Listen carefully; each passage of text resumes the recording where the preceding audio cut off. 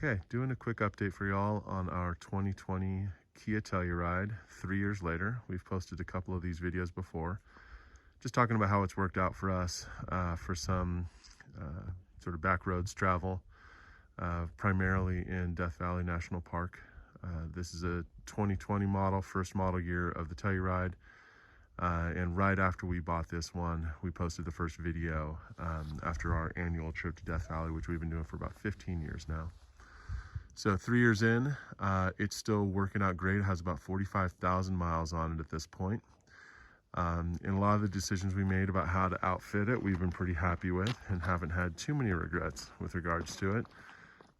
Just a couple updates on it. Again, 2020 Telluride EX version.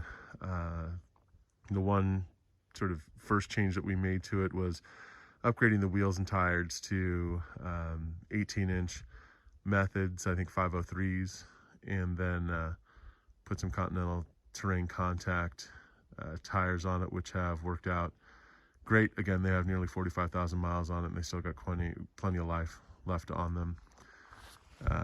Overall, it's been really capable for cruising around Death Valley on both paved and graded dirt roads. Some of them pretty rough. You can see what we were coming up today was definitely on the rougher side, starting to lose definition as a road itself, but wasn't any major concerns about taking this up here. You just gotta, be smart as you drive, and it's been just fine for us.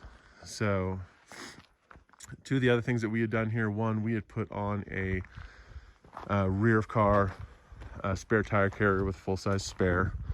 We used the Wilco off-road Hitchgate Solo. This is the high clearance version, which we needed because, again, the car has relatively low angles to start with. We didn't want to bite into that any further. It's worked awesome. It's a really nice piece of hardware. It is a little bit of a pain to get on and off. It takes me about, 45 minutes to an hour, but I'm doing that like twice a year, so not a real big deal. In addition to that, we put on a couple of Roadtrip 3-gallon gas cans on it, and that seems to work out really well also. Haven't had a need to sort of do the emergency fuel, but it sure feels nice when you're back here in the middle of nowhere to have that available to you. What else? Oh yeah, so the other upgrade that we had done was getting a Thule cargo box for the top. The first year we did this, we were using an older Yakima cargo basket, the Mega Warrior, which was fine, but really enjoy having the closed shell of the Thule cargo box, which we put on and off on a regular basis for ski trips. So we live in San Francisco.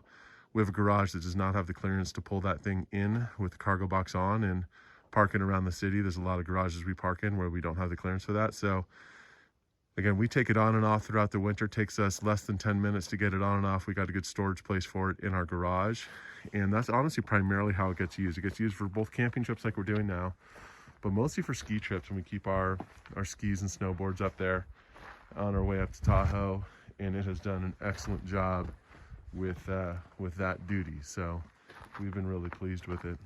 In terms of the car's performance itself, has been super reliable. No major issues with it. A couple of nitpicky things here and there that we got sorted out. All in all, we've been really happy with the comfort of it and the trim level of it. It's got a nice V6 in it, so plenty of power. Four-wheel drive modes seem fine. Just a couple little finicky things about it. The fact that as soon as you turn off the car, it resets your drive mode's a little bit annoying and potentially dangerous if you're not paying attention. But all in all, hasn't been a real big problem. You see a lot more Tellurides on the road these days than we used to, and that's great to see. Again, I think it's a really nice SUV, and again, more than capable for what we want to do here in Death Valley. There's a few roads we'd like to be able to get up that we haven't been able to in this rig. We'd love to be able to tackle Steel Pass or Lippincott Mine Road, and that's definitely beyond the capability of this car, mostly because the wheelbase is too long. Entry and exit and breakover angles aren't great, but otherwise it's been really solid. I had a chance earlier this year to go to a Land Rover off-road driving school, and try my hand at the Defender 110, which is an absolutely beautiful vehicle, kind of the dream vehicle for us. And the off-road capabilities are absolutely out of this world, and definitely a couple clicks beyond what this is capable of doing.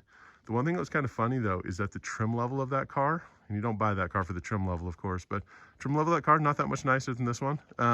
This is actually sort of punches above its weight in terms of the quality of the fit and finish, the interior, etc. So I was pleased to see that.